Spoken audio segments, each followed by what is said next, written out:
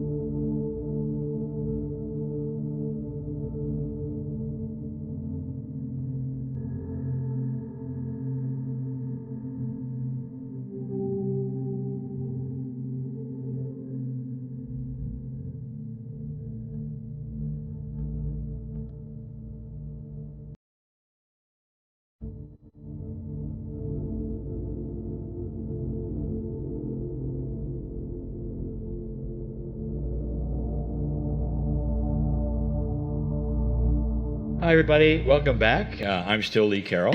And I'm still Monica Morani, believe it or not. Well, that was the second time we had Peter on. Yeah. And, there are still people who are going to say, well, I'm lost in the technical of it all. And I would say, forget the technical because it works. Yes. So he's not here to explain the technical and the software. He's here to show you something that actually has worked, that he's figured out. And it's in a quantum energy. So I really appreciate it. And just imagine what he's going to do in the next 6 months or the next year. That's amazing, isn't it? From our last chat with him and this time. And can you feel it? I wonder if everyone can feel how we are collectively having so many things given to us. Yep. Yeah. And again, to say that if this particular show, say, well, I don't resonate as much of it, or I resonate really with it, there will be so many different kinds of things that in the past and coming up that we're hitting so many, I would say, points that will resonate with lots of folks. And Absolutely. So let's now move into the Circle of 12 experience. And as we move to that Circle of 12, I invite you to release all expectations. Some of you have done many Circle of 12 experiences, and some of you, this may be your very first time, regardless of how many times you have done the Circle of 12. Be open to a new experience, a new wonder, a new journey. And many of you will get visualizations. Some of you will not get any. Whatever it is for you is okay. Just allow it to happen. Allow the process to unfold. And in that allowance, the best way we can allow an experience to happen is to really come into a relaxed space. Relaxing your body, letting all tension drain away. Soften your face, soften your body, feel yourself being supported, whether you're sitting or lying. And we invite you to close your beautiful eyes so that you can further bring your attention inward into that core energy that is inside you. Your natural state of being is peaceful, and there is nothing to do. It is simply allowing yourself to be in this moment, very relaxed. And in this place of deep relaxation, we welcome the opportunity to come a little closer to Kryon.